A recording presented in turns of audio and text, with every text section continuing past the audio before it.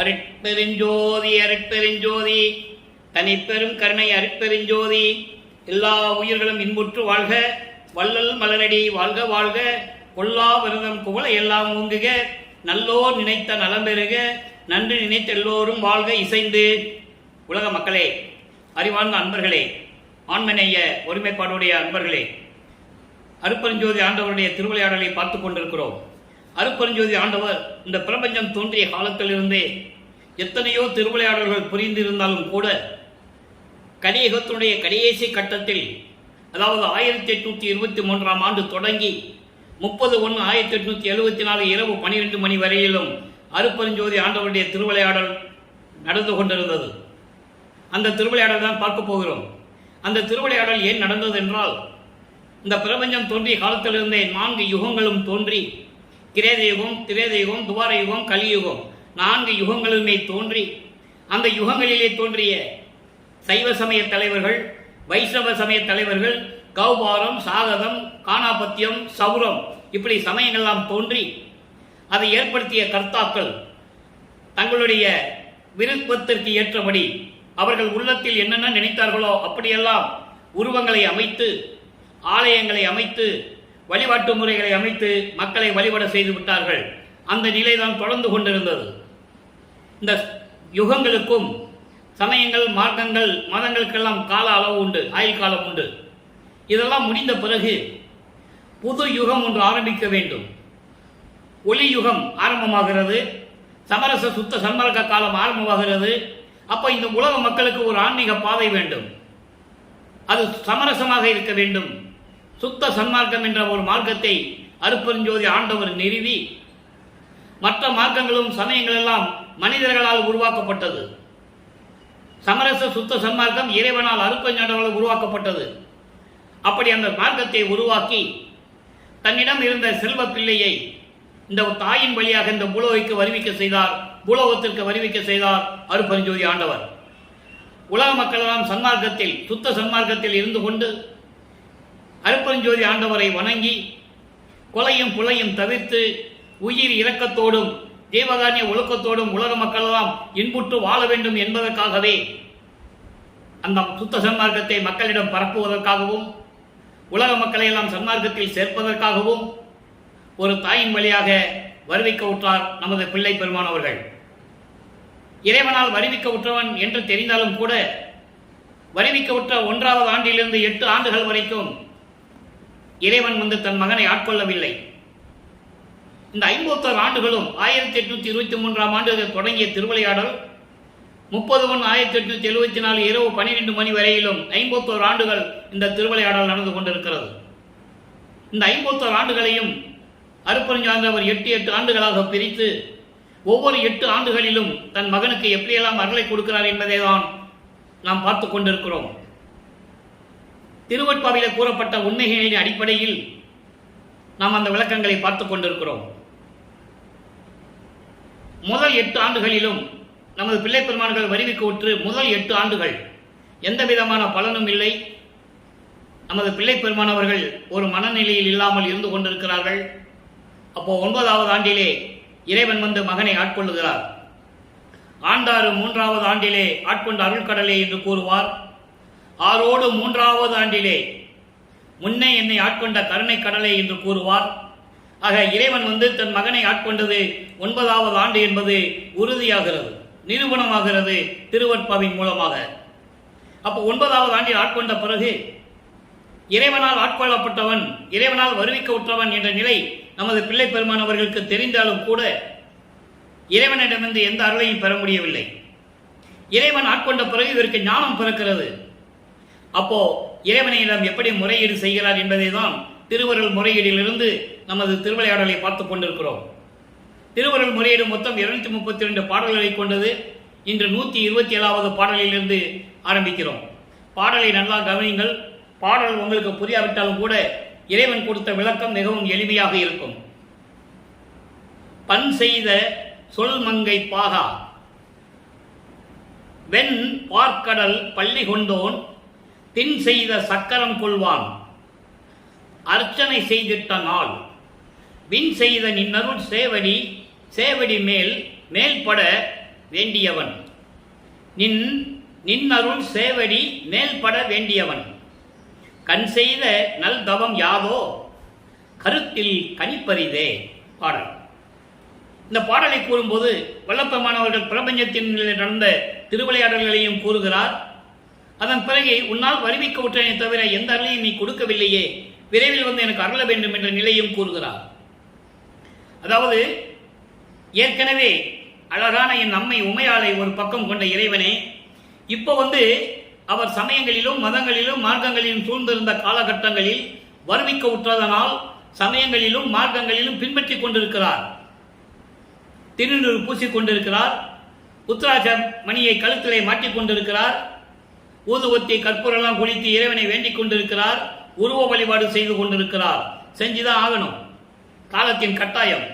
ஏனென்றால் தன் மகனை சமயங்களிலும் மார்க்கங்களிலும் மதங்களிலும் இருக்க செய்து அனுபவிக்க விட்டு பக்குவப்படுத்தி அதன் பிறகு சுத்த சன்மார்க்கத்தை கொடுத்த பிறகுதான் அதெல்லாம் ஒண்ணு இல்லைன்னு உலக மக்களுக்கு சொல்லணும். இதுதான் கான்செப்ட்.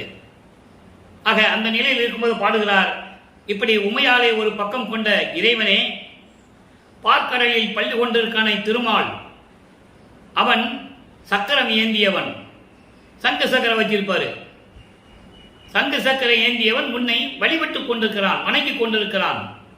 உன்னுடைய திருவடி அவன் மேல் பட வேண்டும் என்பதற்காக உன்னை வணங்கிக் கொண்டிருக்கிறான். அப்படிப்பட்ட இறைவனே, என்ன தவம் செய்வது உன்னை பார்ப்பதற்கு? யாராலையும் உன்னை பார்க்க முடியவில்லையே. அப்படிப்பட்ட இறைவனே, என் முன் எழுந்தருளி எனக்கு காட்சி கொடுத்து என்னை ஆட்கொள்ள வேண்டும் என்று கூறுகிறார். இப்போ இது ஒரு சின்ன விளக்கம் இருக்கிறது. பால் கடலிலே பள்ளி கொண்டவன் சக்கரம் ஏந்தியவன் என்று சொல்லுகிறார். இந்த சங்கு சக்கரம் கொடுத்ததே அருட்பெருஞ்சோதி ஆண்டவர் என்பதை ஒரு பாடலிலே கூறுகிறார். அதன் விளக்கம் நம்ம வரும்போது பார்த்துக்கலாம். இதை மனசுல வச்சுக்கங்க. ஏன்னா ஒரே நேரத்தில் எல்லா பாடலையும் சொல்ல முடியாது. குறிப்பிட்ட சூட்சமா விளக்கத்தை மட்டும் நான் சொல்றேன், நீங்க விளக்கி வச்சுக்கங்க. இது உண்மையானது, திருவருட்பாவில் இருக்குது, நம்ம ப்ரூவ் பண்ணிக்கலாம். இப்போ அவர் பாடல சொல்லுவார், நெடிய மாலுக்கு நேமி அளித்த நீர் மிடியனின் அருள்மேவ விரும்பிலரோ கேப்பர். சங்கு சக்கரவனுக்கு கொடுத்த இல்ல திருமாலுக்கு, அவன் கேட்டானா எதுக்கு கொடுத்த? அப்படி நீ கொடுத்தவன், நான் மிடியன்னா மகன், நான் உனது மகன், ஆட்கொண்டு விட்டு தெருவில் விட்டு சென்று விட்டாய், எனக்கு அருள் கொடுக்க உனக்கு விருப்பம் இல்லையான்னு கேட்பாரு. அப்ப அந்த சங்கு சக்கரத்தை கொடுத்தது அருட்பெருஞ்சோதி ஆண்டவர் என்பதை நாம் போக போக அந்த சுத்த சன்மார்க்கத்தை பெற்ற பிறகு அந்த பாடலில் சொல்லுவார். அதை நம்ம பார்த்துக்கலாம். அப்போ சக்கரம் ஏந்தியவன், பார்க்கடலிலே பள்ளி கொண்டவன், அப்படிப்பட்ட திருமால் உன்னை வணங்கி கொண்டிருக்கிறான். காரணம், உன்னுடைய திருவடி, உன்னுடைய அருள் நிறைந்த திருவடி அவன் மேல் பட வேண்டும் என்பதற்காக வேண்டி வணங்கி கொண்டிருக்கிறான். என்ன தவறாம் புரிவது உன்னை பார்ப்பதற்கு? அவர்களால் பார்க்க முடியவில்லை. அப்படிப்பட்ட இறைவன் இதை ஒரு பாடலிலே சொல்வார். 6ஆம் திருமுறையிலே, வானிருக்கும் பிரம்மரும் நாரணரும் பிறரும் மாந்தவம் பன்னாட் புரிந்து மணிமான நடுவே தேனிருக்கும் மலரின் மேல் திருவடி சேர்த்து பள்ளிக்கரணியுடைய திருவடி சேர்த்து அருளுகை என செத்தி வரிந்திடவும். திருமால் மட்டுமல்ல, பிரம்மனிலிருந்து திருமாலிருந்து வானவர்கள் எல்லாருமே தவம் புரிகிறார்கள் இறைவனுடைய திருவடியை வணங்குவதற்காக. அப்ப மலர்களால் அலங்கரிக்கப்பட்ட ஒரு இருக்கையை தயார் செய்து பளிங்கு அறையிலே வைத்து, இந்த திருக்கையிலே உங்கள் திருவடியை வையுங்கள், திருவடியாவது நாங்கள் வணங்கிக் கொள்கிறோம் என்று சொல்லி புலம்பி அழுது கொண்டிருக்கிறார்கள். அதை தான் இங்க சொல்றார். அந்த விளக்கத்தை இங்க சொல்றாரு. பின்னால் சுத்த சன்மார்க்கம் வாங்கும்போது தெளிவா சொல்லுவார். அதை நீங்க புரிஞ்சுக்கணும். அதனால இந்த விளக்கத்தை நான் முதலே உங்களுக்கு சொல்றேன். அப்போ அப்படிப்பட்ட பள்ளி கொண்டவன் திருமால் சக்கரமுடையவன், அவன் வணங்கி வேண்டிக் கொண்டிருக்கிறான் உன் திருவடியை வணங்குவதற்காக. உன் திருவடியை யாரால் பார்க்க முடியவில்லை, என்னதான் தவம் செய்ய வேண்டுமோ அதுக்கு என்று தெரியவில்லை. அப்படிப்பட்ட இறைவனே, நான் உன் மகன் அல்லவா, உன்னால் வருவிக்க உற்றவன் அல்லவா, எனக்கு சீக்கிரம் அருள்வாயாக, விரைவில் அருள்வாயாக என்று சொல்லி இந்த பாடலை அருளியிருக்கிறார்கள். நல்ல ஒரு விஷயம் கவனிச்சுக்கணும். நீங்க இப்போ வல்லப்பமானவர்களுக்கு சுத்த சன்மார்க்கம் என்னன்னு தெரியாது. சமயங்களிலும் மதங்களிலும் மார்க்கங்களிலும் அந்த சங்கற்ப விகற்பங்களில் ஈடுபட்டு கொண்டிருப்பதனால் சிவபெருமான், தியாகராஜ பெருமான், சொக்கநாதன், நடராஜன் இவங்கெல்லாம் பல பேர் கொண்ட இறைவன் நினைச்சிட்டு இருக்கிறார். அதை நீங்க மனசுல வச்சுக்கணும். பின்னால அதெல்லாம் இல்லைன்னு சொல்லுவாரு, நம்ம பின்னால பார்க்க போறோம். இந்த விளக்கத்தை மட்டும் மனசில் வச்சுக்கங்க. அப்போ இந்த பாடல் முடிஞ்ச உடனே பழப்பமானவர்கள் 2வது எட்டில் இருந்து கொண்டிருக்கிறார். இப்போ 16 ஆண்டுகளுக்குள் என்னென்ன நடந்தது என்பதை திருவட்பாவின் மூலமாக நமக்கு அருளி இருக்கிறார்கள். இப்போ 2ஆம் திருமுறையை பார்க்க போறோம். 2ஆம் திருமுறையில் இதுவரைக்கும் 14 பதிகம் பார்த்துருக்கோம். திருவொற்றியூருக்கு போவாரு, திருமுல்லை வயலுக்கு போவாரு, திருவள்ளி தாயத்துக்கு போவாரு. ஒரு வேலையும் நடக்கல, ஒரு பிரயோஜனம் இல்லை. இப்போ பதிகம் 15ல கொடைமட புகழ்ச்சின்ற ஒரு பகுதியும் அதை 7வது பாடல். கொடைமட புகழ்ச்சி என்பது எப்படியாவது இறைவனிடம் அருளை பெற்றுக்கொள்ள வேண்டும் என்று வருந்தி முறையீடு செய்வது இறைவனிடம். நல்லா புரிஞ்சுக்கணும் நீங்க. இப்ப பாருங்க என்ன சொல்றாரு. துளிக்கும் கண்ணுடன் சோர்வுற, துளிக்கும் கண்புடன் சோர்வுற நெஞ்சம் தோன்றலே உமை துணை என நம்பி வலிக்குள் பஞ்சு அணையே அடைந்து ஏற்றால் வாய் திறந்து ஒரு வார்த்தையும் சொல்லி. இந்த 4 வரைக்கும் முதல்ல விளக்கம். 8 வரி பாடல் இது. இந்த 4 வரைக்கும் ஒரு விளக்கம். அதாவது கண்ணீரில் நீர் மல்க, அழுதுகிட்டு மனசு சோர்வடைஞ்சி உன்கிட்ட நீதான் துணை என்று சொல்லி வந்தா, இறைவனே நீதான் துணை என்று நம்பி உங்ககிட்ட வந்தா, இறைவனே நான் எப்படி இருக்கேன் தெரியுமா? காற்றுல பஞ்சு எப்படி பறக்கும்? வலிக்குள், வலி என்பது காற்று. சூறாவளி காற்றுல ஒரு பஞ்சு வந்து மாட்டிக்கிச்சுன்னா என்ன ஆகும்? பஞ்சு பறந்து போய்கிட்டே இருக்கும், சுத்தி சுத்தி போகும். அது போல காற்றிலே சூறாவளியிலே சிக்கிக் கொண்ட பஞ்சு போல நான் சுற்றி கொண்டிருக்கிறேன். அப்படிப்பட்டவன் உன் கோயிலுக்கு அடைந்து உன்னை வணங்கினால் வாய் திறந்து ஒரு வார்த்தையும் சொல்லி, ஒரு வார்த்தை கூட பேச மாட்டேன்ற. அப்பதான் நண்பர்களே, நம்ம பிள்ளை பெருமானுக்கும் மனது எப்படி இருந்திருக்கும்? வெளியே சொல்லவும் முடியாது, நான் இறைவன் மகன் சொல்லவும் முடியாது, சொல்லவும் கூடாது. ஏன்னா வேஷம் மட்டும் தான் போட சொல்லியிருக்காரு அருப்பஞ்சாண்டவர். இந்த பூலோகத்துக்கு அனுப்பும் போதே நீ வேஷம் மட்டும் தான் போடணும், எதுவும் நீ சொல்லிடக்கூடாது யாருக்கிட்டன்னு. மீதி எல்லாம் மறைப்பு நிலையில் இருக்கு. புரியுதா உங்களுக்கு? எல்லாமே மறைப்பு நிலையில் இருக்கு. இறைவன் மறைப்பு நிலையை அவருக்கு கொடுத்திருக்கிறாரு. ஞானக்கண் திறக்கல, இன்னும் மெஞ்ஞானம் கிடைக்கல, ஞானம் மட்டும் தான் கிடைச்சிருக்கு. அப்போ இந்த நிலையில் இருக்கும்போது சொல்றாரு, இப்படியெல்லாம் நான் வந்து உன்னை நம்பி வந்தா, நீ தான் கடவுள்னு சொல்லி நம்பி வந்தா ஒரு வார்த்தை கூட பேச மாட்டேன்ற. அழிக்கும் தன்மையை வாழ்ந்து இவன் இருக்க அடியனேன் அலைகின்றதும் அழகோ. கருணையோடு இருக்கின்ற இறைவனே, கருணையோடு இருக்கின்ற இறைவனே, இந்த பூலோகத்தில் உன்னால் வருவிக்க விட்டேனே தவிர நான் வாழ்ந்திருக்க, இந்த பூலோகத்தில் நிம்மதியாக இருக்கும்படி நீ செய்யணும். நான் என்னை அழைக்கின்றதும் அழகோ. என்னை அழைக்கிறது, துன்பப்படுத்துறது, துயரப்படுத்துவது உனக்கு அழகா? அடுத்து கேட்கிறார் பாருங்க, ஒலிக்கும் தன்மைதான் உமக்கும் உண்டோயோ ஓங்கு சீர் ஒற்றியூர் உடையீரே. மற்றவங்களுக்கெல்லாம் நீ ஒழிச்சுக்கிட்டு இருக்க, மறைஞ்சிக்கிட்டு இருக்க, மற்றவங்களுக்கெல்லாம் நீ மறைஞ்சி காட்டிட்டு இருக்க, அது உன்னுடைய இயல்பு. என்கிட்ட அதை காட்டணுமான்னு கேட்கிற. சரிதானே? மற்றவங்களுக்கெல்லாம் ஒழிஞ்சு காட்டிட்டு இருக்கல, நீ ஏன் எனக்கு மட்டும் இந்த மாதிரி செய்யற? இது உன்னுடைய மரபுக்கு அழகா? தந்தை மரபுக்கு அழகா? உனது அருளுக்கு அழகா? என்று ஒற்றியூரில் இருக்கின்ற விளங்கிக் கொண்டிருக்கின்ற தியாகராஜ பெருமானை இதெல்லாம் சரியில்லை, விரைவில் வந்து எனக்கு அருள்வாயாக என்று சொல்லி இந்த பாடலை நமக்கு அருளி இருக்கிறார்கள். ஆக பிள்ளை பெருமானவர்கள் இந்த பூலோகத்திற்கு வருவிக்க உற்று 16 ஆண்டுகள் வரையிலும் இறைவனிடம் எந்த அருளையும் பெறவில்லை. காலையில் எந்திரிக்கிறது, நேராக போறது, திருவொற்றியூர் போறது, திருமுல்லை வயலுக்கு போறது, திருவிழா தாய்க்கு போறது, இப்படியே அவர் நிலை தொடர்ந்து கொண்டிருக்கிறது. அடுத்து 3வது எட்டில் அடி எடுத்து வைக்கிறார். 17வது ஆண்டிலிருந்து 16 ஆண்டுகளுக்கு ஒன்றும் இல்லை, 17வது ஆண்டிலிருந்து 24 ஆண்டுகளுக்குள் என்ன நடந்தது?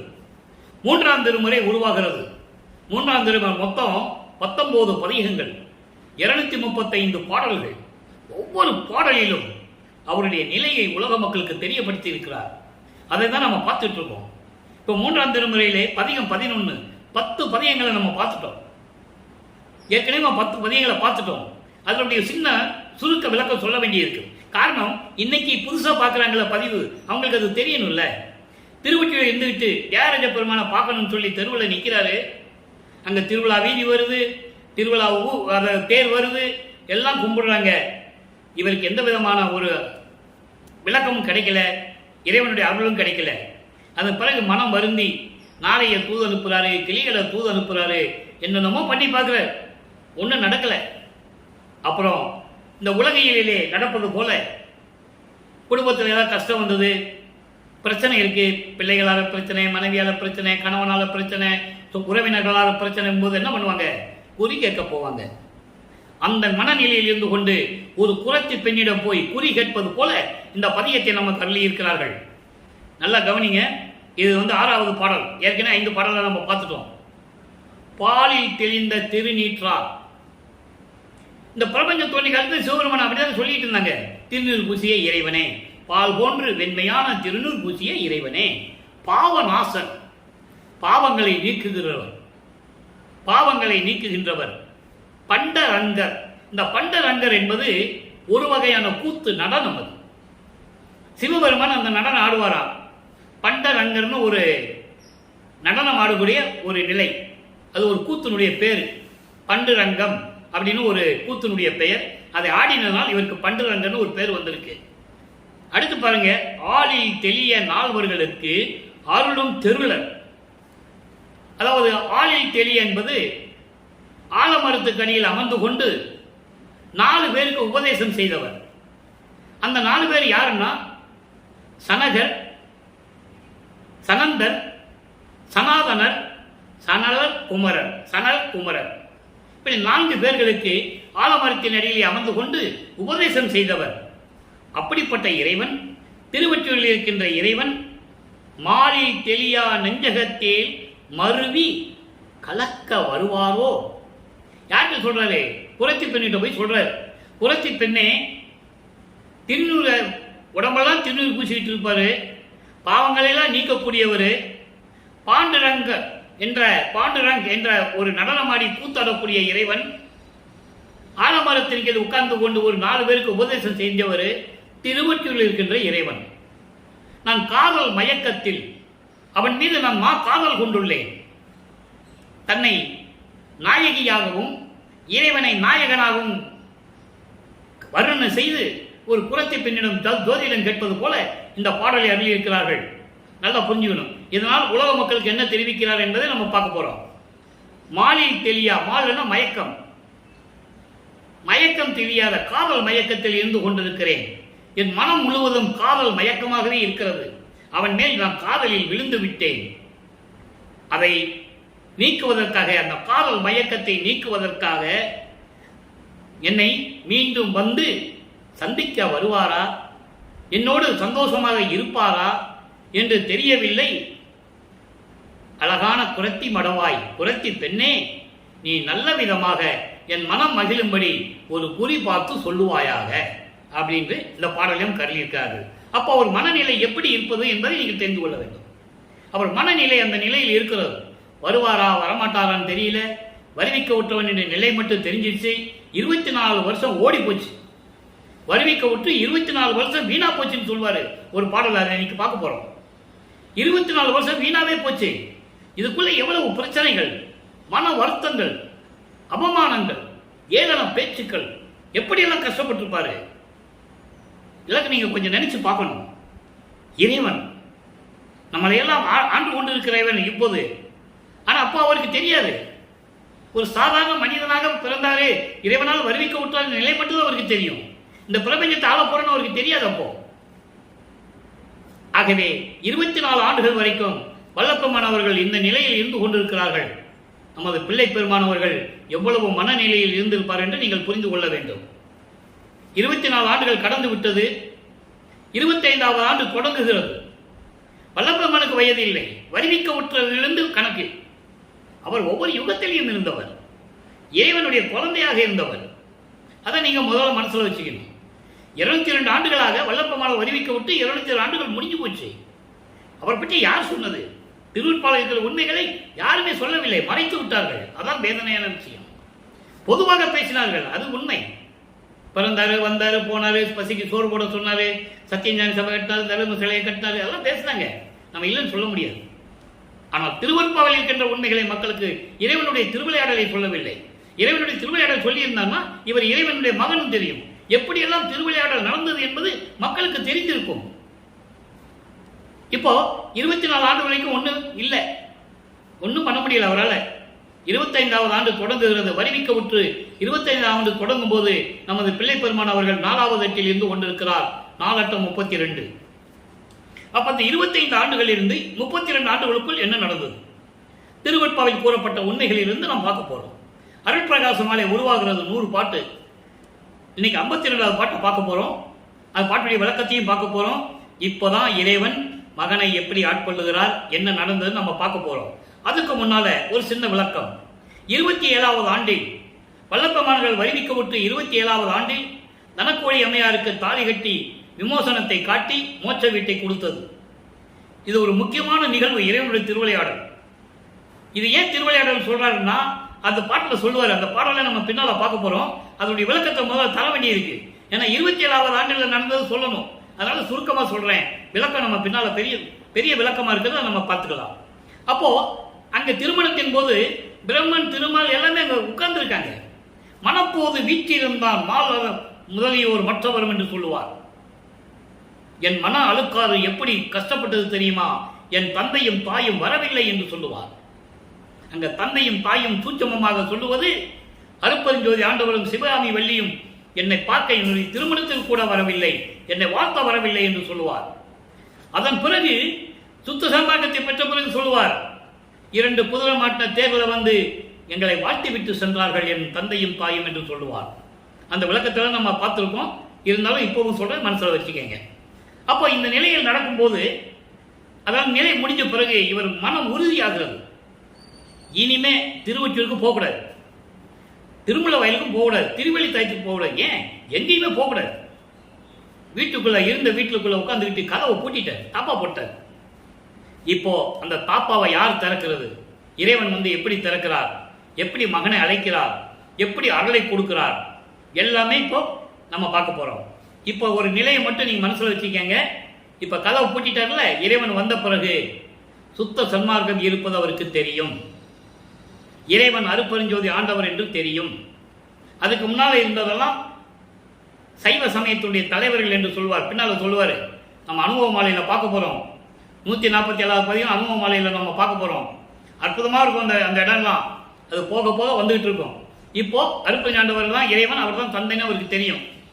அருட்பிரகாச மாலையை பாருங்க.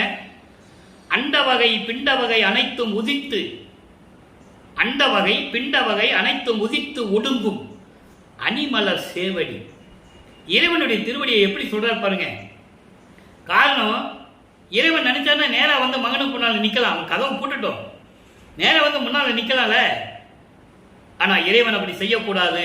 ஏன்னா நம்ம பையனை வருவிக்க செய்து பூலோகத்துக்கு வருவி செய்து 32 ஆண்டுகள் வரைக்கும் அவனை நம்ம கஷ்டப்படுத்திட்டோம்.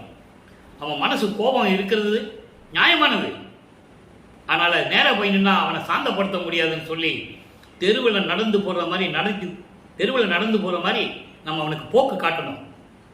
அதான் அப்பதான் அவன் மனசு சாந்தி அடையும் அப்படின்னு சொல்லி தான் அவர் நடந்து வர்றாரு. எப்படிப்பட்ட சேவடிகள்?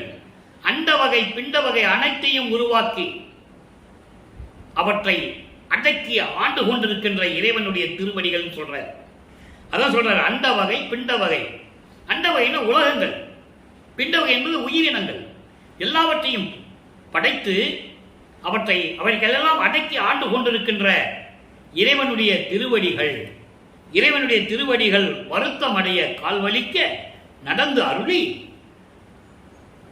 கண்டவரும் காணாத நடு இரவுதனில். கண்டவரும் காணாத நடு இரவுன்னு என்ன? யாரும் பார்க்க முடியாத இரவு. அந்த இருட்டுக்குள்ள போனா எதுக்க வர்றவங்க, பக்கத்துல போறவங்க யார் ஆள நடமாட்டமே தெரியாது. அப்படிப்பட்ட இருட்டாம். அப்படிப்பட்ட நடு இரவில் நான் இருக்கும் இடத்தை அடைந்து கதவம் திறக்க புரிந்து. அங்கதான் நீங்க கவனிக்கணும். கதவம் திறக்க புரிந்து. தாழ்பால் போட்டார்ல, அவர் வந்து அவருடைய அருளால் அந்த தாப்பா திறக்குது. தானா அப்படியே திறக்குது. திறந்த உடனே தொண்டன் என என்னையும் அழைத்து, என்ன மகனே, இதுவரைக்கும் நீ எனக்கு தொண்டனாக இருந்தாய், அடியனாக இருந்தாய். நீ இனிமேல் என் மகன் வா மகனை என்று அழைத்து என் கையில் ஒன்று அளித்தாய். ஒன்று தான் சொல்லுவார் இந்த பாடல்ல. ஒன்று இது அதுன்னு தான் சொல்லுவார். அது என்ன ஒன்றுனா அருள்கொடை. அது என்ன அருள்கொடைன்றது இப்ப நம்ம ஒவ்வொரு பாடல்லையும் 6ஆம் திருமுறை அந்த பகுதி வரும்போது பார்க்க போறோம். அப்படி ஒரு அருள் கொடையை கொடுத்து அளித்தாய் துரையே, நின் அருள் பெருமை தொன்மையை என்னென்பேன். உன்னுடைய அருள் பாங்கு, அந்த அருள் தன்மையை நான் என்னவென்று சொல்லுவேன். உண்டவர்கள் உண்ணுந்தோறும் ஒட்டாத அமுதே, எவ்வளவுதான் சாப்பிட்டாலும் தகிட்டாத அமுது போன்ற இறைவனே, உன்னை நினைக்கும் போதெல்லாம், உள்ளத்தில் நினைக்கும் போதெல்லாம் திகிட்டாதுன்னு சொல்ற. திகிட்டாத அமுதே, உயர் பொதுவில் இன்ப நடம்புரியும் பரம்பொருளே, சுத்த சிவஞான வெளியிலே திருச்சிற்றம்பலத்திலே திருவிளையாடல் செய்து கொண்டு அருளாட்சி செய்து கொண்டிருக்கின்ற இறைவனை என்று சொல்லி இந்த பாடலை நமக்கு அருளியிருக்கிறார்கள். ஆக இதுவரைக்கும் வல்லப்பமானவர்கள் வரிமிக்க விட்டு 24 ஆண்டுகள் வரையிலும் எந்த பலனும் அடையவில்லை. அதன் பிறகு 4ஆம் திருமுறைக்கு வரும்போது, அதாவது 32 ஆண்டுகள் கடக்கும் போது இறைவன் வந்து அருள் கொடையை கொடுக்கிறார். எப்படிப்பட்ட அருள் கொடை என்பதை நாம் 4ஆம் திருமுறையிலே பிரசாத மாலையிலே பார்த்தோம். ஒவ்வொரு பூ, சுடற்பூ, அருள் பூ, செழுமணப்பூ, இப்படிலாம் சொல்லுவார். அந்த விளக்கத்தெல்லாம் நம்ம பார்த்துட்டோம். ஏமசித்தியை கொடுத்தது, தத்துவங்களை எப்படி நிகரம் செய்ததுன்னு சொன்னது, இதெல்லாம் ஒவ்வொரு அருள் கொடை. அங்க அப்படி சொல்லிட்டு இங்க அருள் கொடை என்று சொல்லுகிறார். விளக்கத்தை நம்ம பின்னால பார்க்க போறோம். இப்போ 33வது ஆண்டு தொடக்கத்தில் வல்லப்பம்மன் அவர்கள் 5வது எட்டில் இருக்கும்போது, அதாவது 33வது ஆண்டிலிருந்து 40 ஆண்டுகளுக்குள் என்ன நடந்தது, அந்த 8 வருஷம் என்ன நடந்தது. இப்போ திருவொற்றியூரில் இருக்கிற வரைக்கும் இந்த சமயங்களையும் மதங்களையும் மார்க்கங்களையும் பற்று கொண்டிருந்தார். இப்போ அதெல்லாம் விட்டுட்டாரு. தனக்கோடி அம்மையாருக்கு மோட்ச வீட்டை கொடுத்துட்டாரு. அதன் பிறகு அந்த பற்றுகளையும் தூக்கி எரிஞ்சிட்டாரு. இந்த பூலோகத்தில் வருவிக்க விட்டதனால் ஏற்பட்ட சொந்தம் அது உலகியலுக்கு தெரியும். ஆனால் அது கட்டாயம் செய்ய வேண்டிய நிலை ஏற்கனவே இருந்தது. இவர் தாலி கட்டினாதான் அந்த அம்மாவுக்கு விமோசனம் கிடைக்கும். அதான் கான்செப்ட். எத்தனையோ புராணங்களிலும் காவியங்களிலும் எத்தனையோ திருவிளையாடல்கள் சொன்னாங்கல்ல. உதாரணத்துக்கு நான் நண்பர்களை, நான் எப்பயுமே திருவற்பவைக்கு பேசும்போது பிற நூல்களை பற்றி நான் பேசுவது இல்லை. ஆனால் இருந்தாலும் ஒரு சில இடங்களில் ஒரு உதாரணத்துக்காக சொல்ல வேண்டியிருக்கிறது. அகலிக்கு ஏற்பட்ட சாபம், தன்னுடைய கணவனால் அகலிக்கு ஏற்பட்ட சாபம் கல்லாக கடவுதுன்னு சொல்லிட்டாரு. அப்போ கல்லாக கடவுள் சொன்ன உடனே அப்ப சாப நிவர்த்தி எப்ப கிடைக்கும்னு கேட்கிறார். ராமர் பாதம் போட்டா உனக்கு கிடைக்கும். கௌசிக முனிவன் தன் மனைவிக்கு கொடுத்த சாபம் ராமர் பாதம் போட்டு நீங்கிச்சுன்னு சொன்னாங்கல்ல. அதே மாதிரி தனக்கோடி அம்மையாருக்கு தாலி கட்டினதை சொல்லணும் இல்ல, அவர் சொல்றாரு. தாலி கட்டினது சொல்றாரு. அந்த தாலி கட்டது எப்படி அந்த நிலையில் சொல்றாருல்ல, அப்போ அது ஏற்கனவே நடந்த நிகழ்ச்சிக்கு இவர் முற்றுப்புள்ளி வைக்கிறார். அதை நீங்க புரிஞ்சுக்கணும். இப்போ அப்படிப்பட்ட நிலைகளா மாறின பிறகு இப்போ 33வது ஆண்டில் நேர மகனை அங்கே சுத்த சிவஞான வெளிக்கு வர சொல்லுகிறார். அங்க சுத்த சன்மார்க்கத்தை கொடுப்பதற்காக இவர் தத்துவங்களை எல்லாம் கடந்து சென்று கொண்டிருக்கிறார். ஒரு காலகட்டத்தில் ஒரு நிலையில் நிற்கும் போது அங்க பறைவெளியில் அருள் சக்தி வெளி, அருள் சக்தி என் தாயை நான் திகைத்துக் கொண்டிருக்கும் போது என் தாய் ஒரு கை தூக்கி விட்டாள் என்று சொல்லுவார். பாடலிலே உண்டு, யாரும் மறுக்க முடியாது. அப்படி தூக்கி விட்டவுடனே மகனை எதிர்பார்த்துக் கொண்டிருந்த அருட்பெருஞ்சோதி ஆண்டவர் வந்து மகனை வரவேற்று கூட்டு செல்லுகிறார். அங்கே பொற்சபை சிற்சபையோடு இருக்கின்ற சத்தியஞான சபைக்கு அங்கே கூட்டு சென்று அழைத்து சென்று அங்க ஒரு சிம்மாசனத்திலே அமர வைத்து எல்லா நிலைகளையும் கொடுத்ததை நாம் ஏற்கனவே பார்த்து விட்டோம். அப்படி போயிட்டு வந்துட்டு நேர கருமொழிக்கு வந்துட்டாரு. கருமொழியில் இருந்துட்டு என்ன நடந்தது, அங்க 9 வருஷம் இருந்திருக்கிறார். 9 ஆண்டுகள் இருந்தார். அப்ப அங்க இருந்தது தண்ணீரால் விளக்கரித்த இடம் உண்மையான நிகழ்ச்சி அது. அதோடு மட்டுமல்ல, அங்கு அருட்பெருஞ்சாண்டவரும் அதாவது தந்தையும் மகனும் உட்கார்ந்து கொஞ்சி குலாவி மகிழ்ந்து உரையாடிய இடம். அதை யாரும் மறுக்க முடியாது, திருவற்பாவையில் கண்ட உண்மை. அப்ப அந்த நிலையில் இருக்கும்போது இவர் அருள் விளக்க மாலை உதயமாகிறது. அருள் விளக்க மாலை மொத்தம் 100 பாடல்கள். இன்னைக்கு நம்ம 63வது பாடலை பார்க்க போறோம். நல்லா கவனிச்சுட்டே வாங்க. விழுக்குலத்தார் அறுவருக்கும் குலத்தில் கடையேன், விழுக்குலத்தார் அறுவருக்கும் புழுக்குலத்தில் கடையேன், மெய்யுரையேன் பொய்யுரையை வியந்து மகிழ்ந்தருளே. 2 வரையை விளக்க சொல்றேன். அதாவது விழுக்குலத்தார் என்பது சிறந்த அடியார்கள், அருவறுக்கத்தக்க கூடிய நிலையில் இருந்த புழுக்குலத்தில் நான் இருந்தேன்.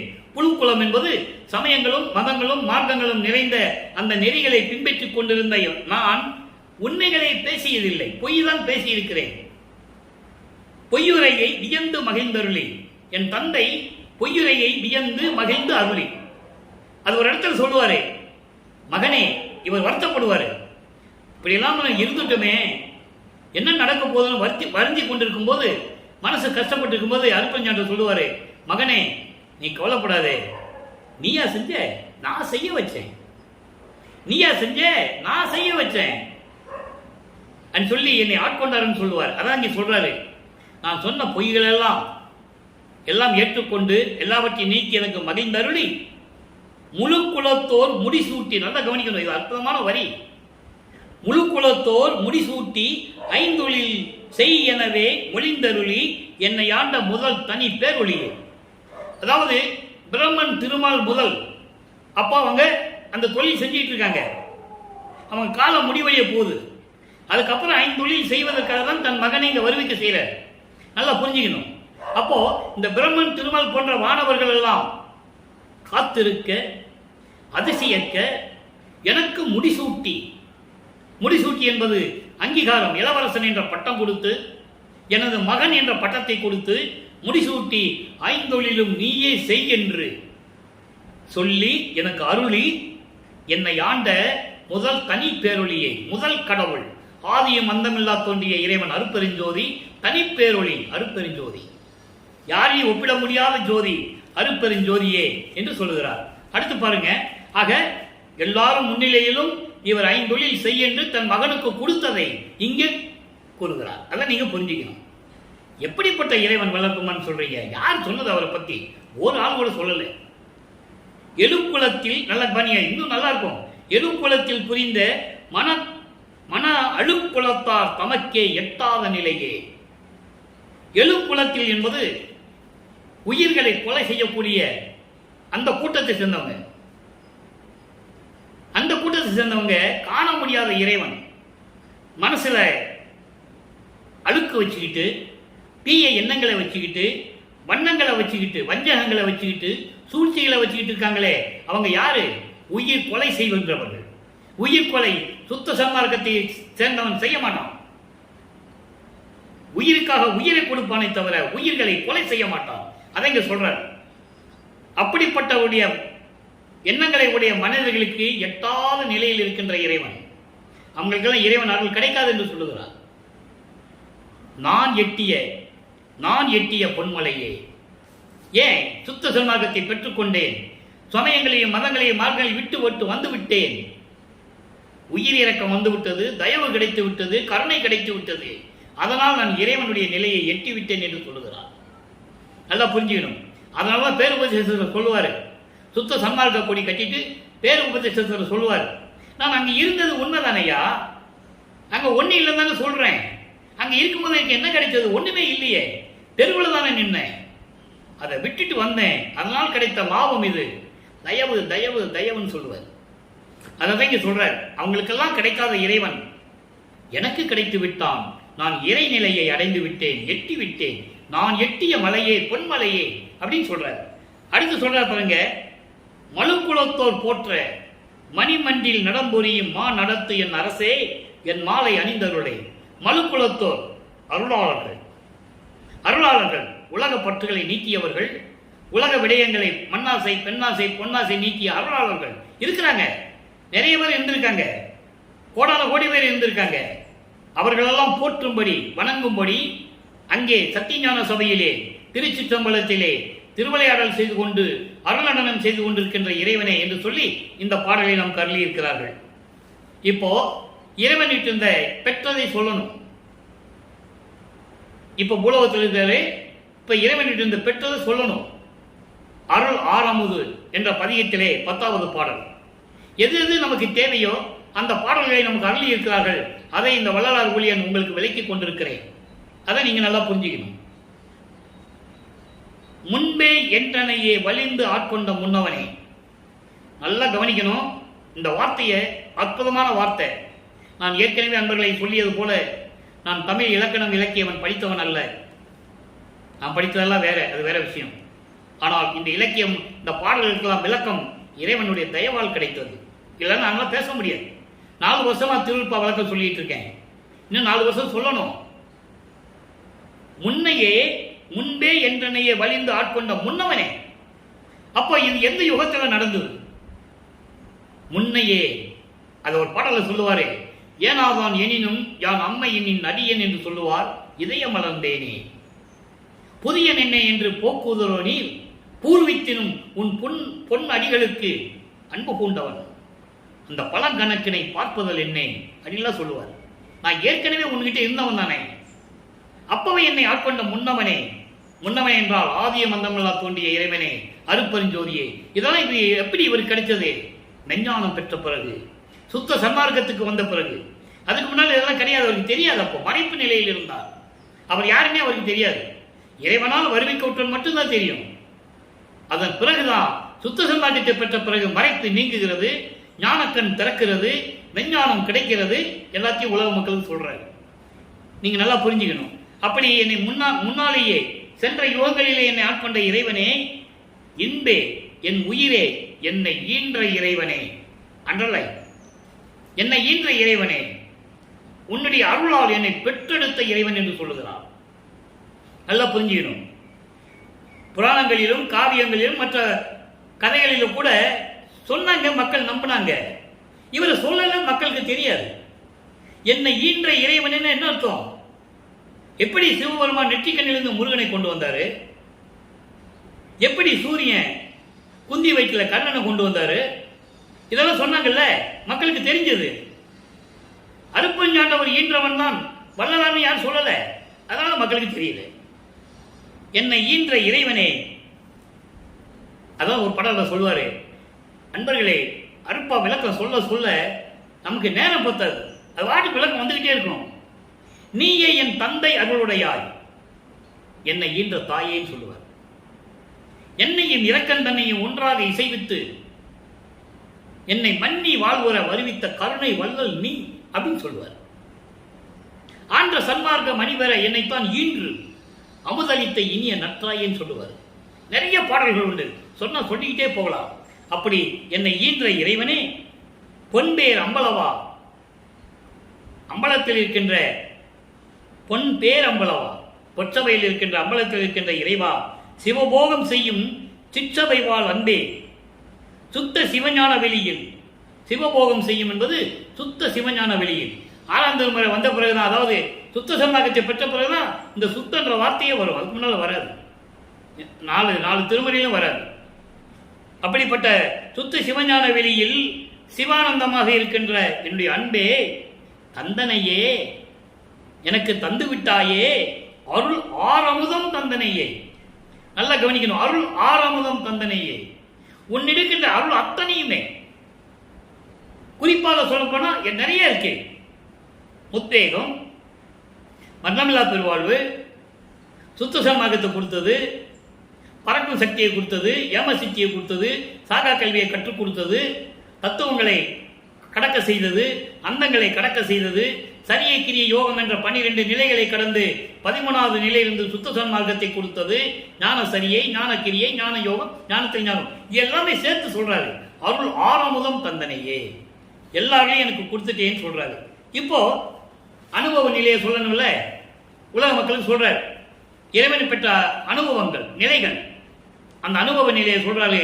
57வது பதிகம் அனுபவ நிலை, 3வது பாடல். அற்புதமான பாடல், நல்லா கவனிக்கணும். நீங்க ஏன் இதை சொல்றேன்னா, ஒவ்வொரு பாடலை சொல்லி ஏன் திருவிளையாடலை சொல்றோம் அப்படின்னா, திருவற்பாவுடைய உண்மைகள், திருவற்பாவில் கூறப்பட்ட உண்மைகள் உலக மக்களுக்கு தெரியணும்.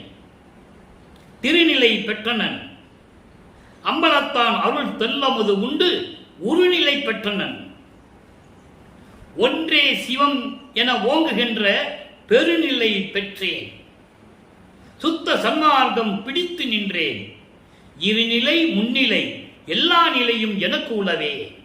இந்த பிரபஞ்சத்தில் தோன்றிய எந்த முனிவனும் ரிஷியும் சொன்னதில்லை, ஏன் பிரம்மன் திருமால் கூட சொன்னதில்லை. இவர் சொல்றாரு, திருநிலை பெற்றனன். திருநிலை என்பது பேரின்ப ஒருமை நிலை. அந்த திருநிலை கடவுளுக்கு மட்டும்தான் இருக்கும். அந்த நிலையை நான் பெற்றுவிட்டேன். அம்பலத்தான் அருளமுது உண்டு, இறைவனுடைய அருளமுது உண்டு, உருநிலை பெற்றனன். உருநிலை முத்தேகம், சுத்த தேகம், புரோண தேகம், ஞான தேகம், 3 தேகத்தையும் பெற்றுக்கொண்டேன். அவருடைய அனுபவத்தை சொல்றாரு உலக மக்களுக்கு.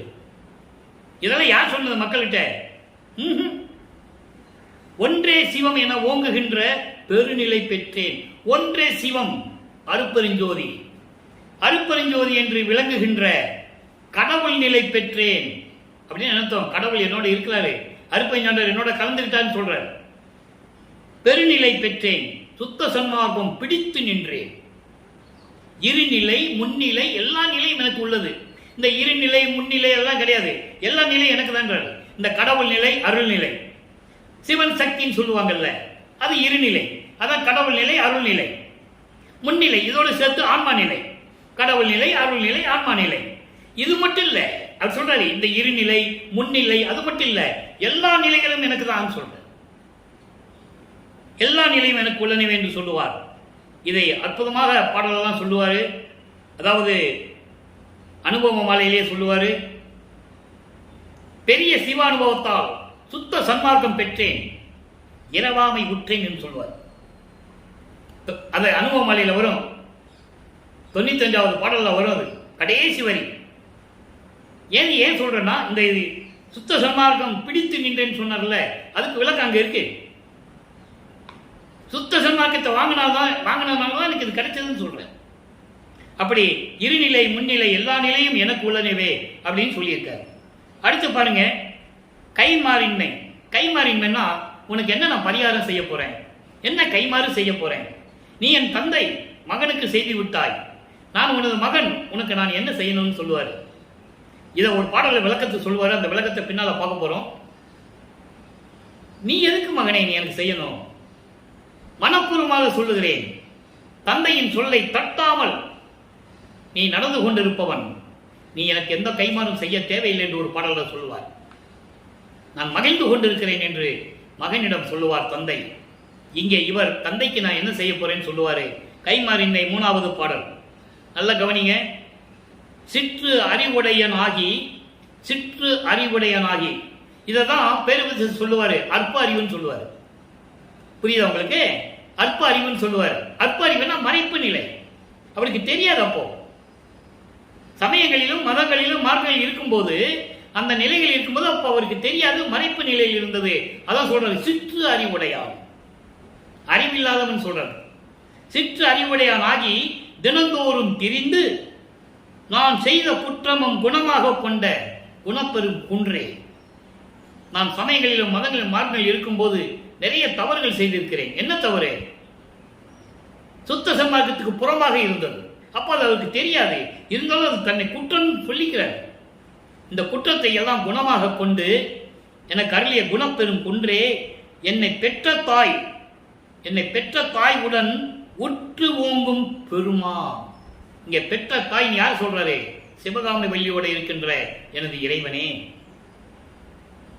சிவகாமி வள்ளியோடு மகிழ்வோடு இருக்கின்ற பெருமானே, அருப்பெருஞ்சோதியே, நின் பெருமை தன்னை கற்று அறிவில்லேன். உன்னுடைய பெருமையை எனக்கு தெரியாது. நான் என்ன படிச்சேனா, தெரிஞ்சுக்கிட்டேனா, எனக்கு தெரியாது. எந்த கணக்கு அறிந்து உரைப்பேன் அந்தோ? நான் எதை வச்சு உன்னுடைய இந்த பெருந்தன்மையை சொல்லுவேன்? எதை வைத்து இப்படியெல்லாம் உன்னுடைய அருள் தன்மையை, அருள் பாங்கை நான் எப்படியெல்லாம் சொல்லுவேன் என்று சொல்லி, உனக்கு என்ன கைமாறு செய்ய போகிறேன் தெரியவில்லை என் தந்தையை என்று சொல்லுகிறார். அடுத்து பாருங்க, உலப்பில் இன்பம். உலப்பில் இன்பம் 60வது பதியம் 3வது பாடல். உலப்பில் இன்பம் என்பது பெற்ற இன்ப, அழியாத இன்பம். அது என்ன சொல்றான்னு பார்ப்போம். எந்தாய் உன்னை கண்டு கழித்தனன், தாய் உள்ளம் கொண்ட இறைவனே, உன்னை கண்டு நான் மகிழ்வோடு இருந்து கொண்டிருக்கிறேன். ஈண்டி போதே சிந்தா நலமும் சிந்தா மும்பலமும், நல்லா கவனிக்கணும், சிந்தா மும்பலமும் பெற்று தேக்குகின்றேன். உன்னை நான் பார்த்த பிறகு, சுத்த சன்மார்க்கத்தை பெற்ற பிறகு, உன்னை பார்த்த பிறகு, அப்பொழுதே சிந்தா மும்பலமும் அழிவில்லாத முத்தேகத்தையும் பெற்று விளங்கிக் கொண்டிருக்கிறேன். அந்த இன்பத்தை சொல்றேன்.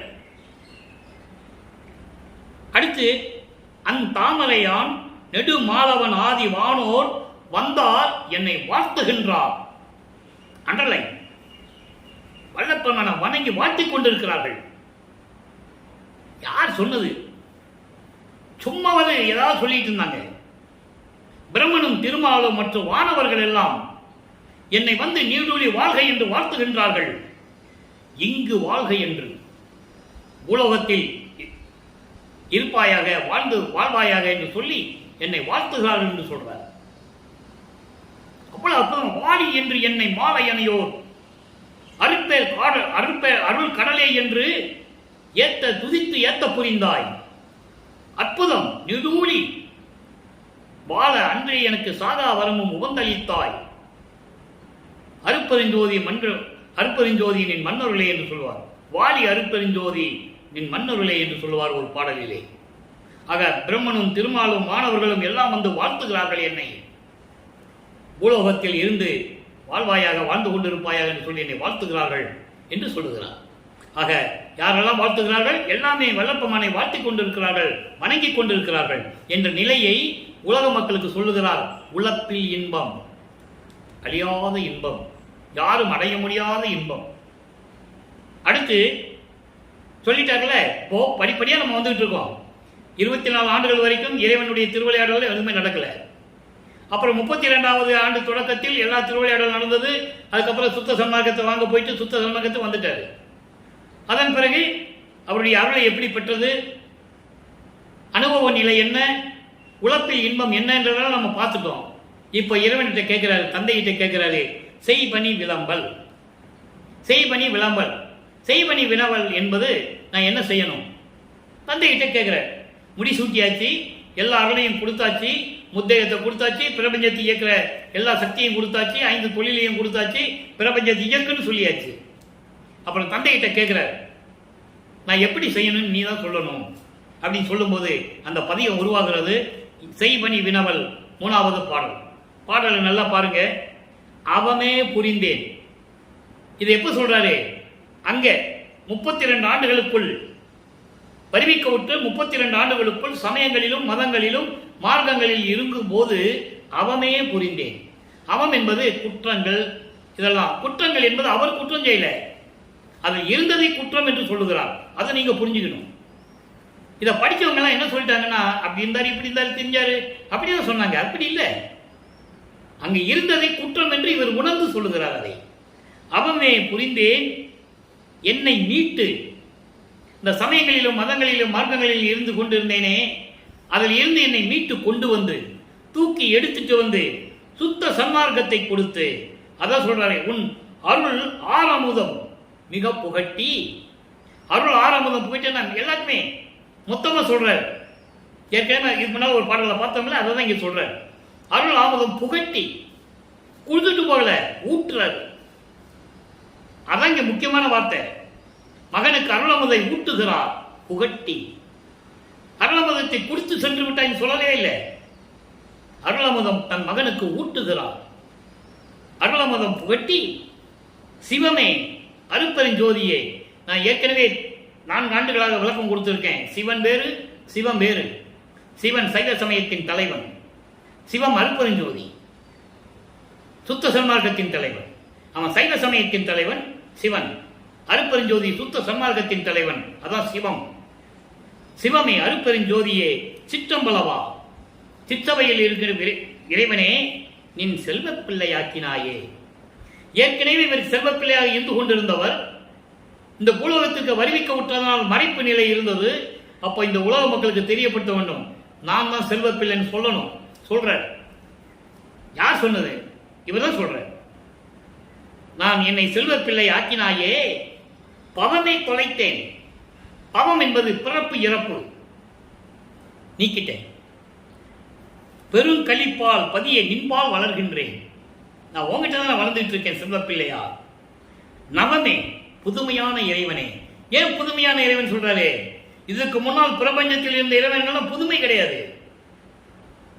அதாவது அதுலயே ஓட்டிட்டு இருந்தவங்க, என்னமோ குதிரை ஓட்டி, என்னமோ சட்டியில குதிரை ஓட்டிட்டு இருக்கான்னு சொல்லுவாங்க உலகியல் பழமொழியில.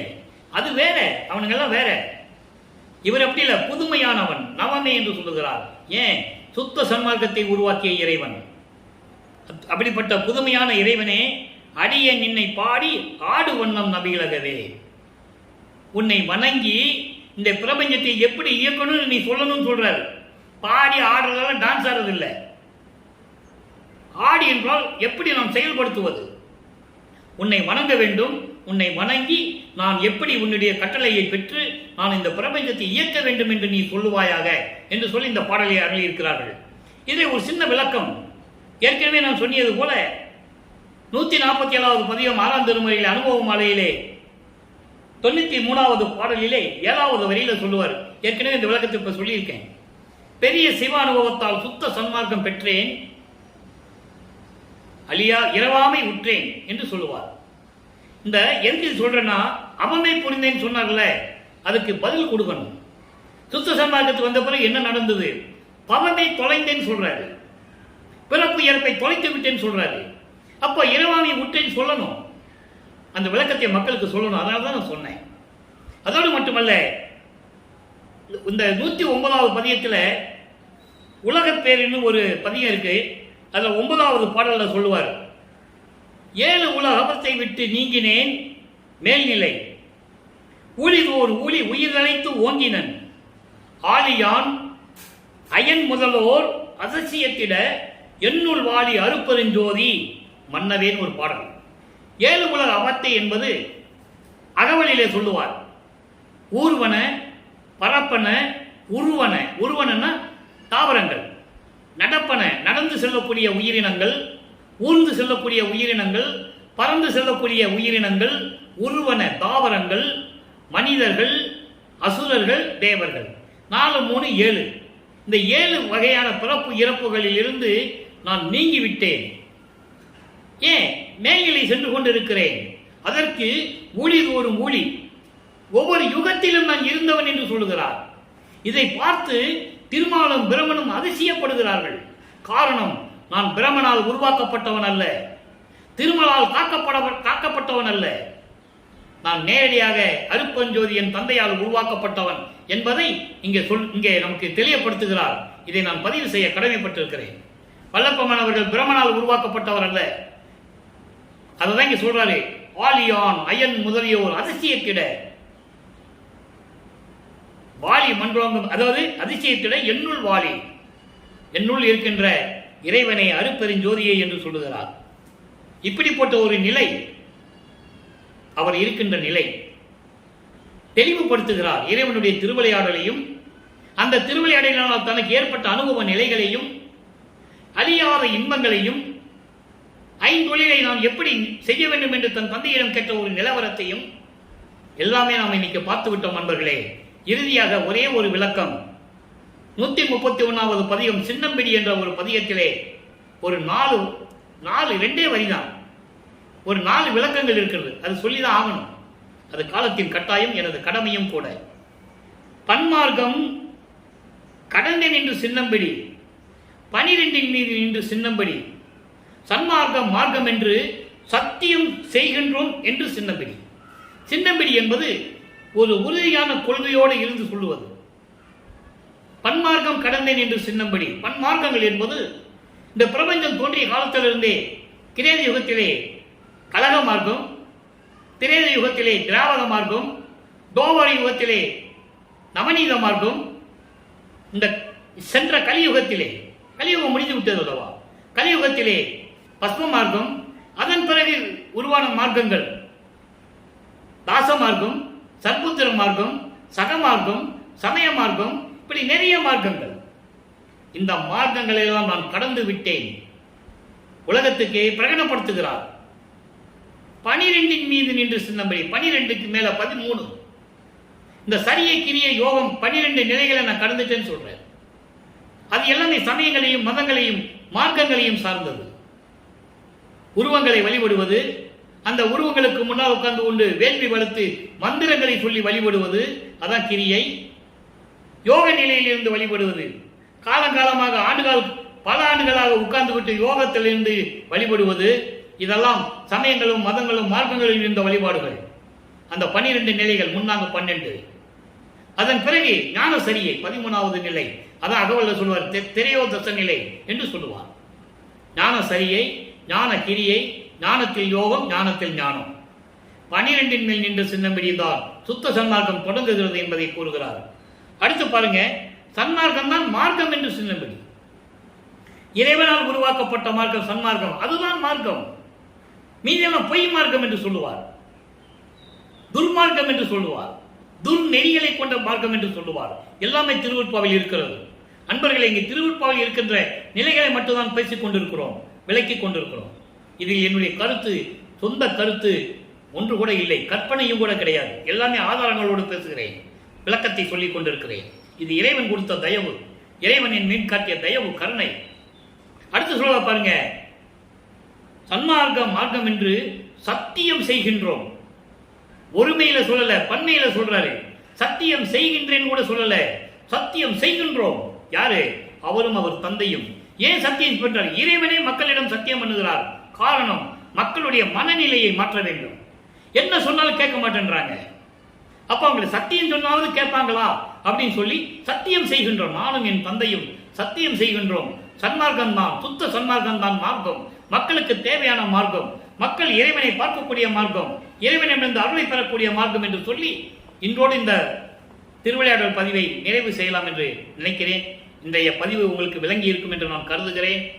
இறைநிலையில் இருக்கின்ற நமது வள்ளற்பெருமானை வணங்கி, அருட்பெருஞ்சோதி ஆண்டவரை வணங்கி, சுத்த சன்மார்க்கத்தில் இருந்து கொண்டு கொலையும் புலையும் தவிர்த்து உயிர் இரக்கத்தோடும் ஜீவகாரிய ஒழுக்கத்தோடும் இருந்து கொண்டு இறைவனுடைய அருளையும் செல்வங்களையும் எல்லாம் பெற்றுக்கொண்டு இந்த வையகத்தில் நீங்கள் வாழ்வாங்க வாழ வேண்டும் என்று இறைவனுடைய தயவோடையும் கருணையோடையும் வாழ்த்தி விடைபெறுகிறேன். இந்த வள்ளலார் ஊழியன். மீண்டும் நாளை சந்திப்போம். நன்றி, வணக்கம். அருட்பெருஞ்சோதி அருட்பெருஞ்சோதி தனிப்பெருங்கருணை அருட்பெருஞ்சோதி. நாளையும் அருட்பெருஞ்சாண்டுடைய திருவிளையாடல் தொடரும். கண்டு மகிழ்ந்து இறைவனை ஏற்றுக்கொண்டு எல்லாரையும் பெற்றுக்கொள்ளுங்கள்.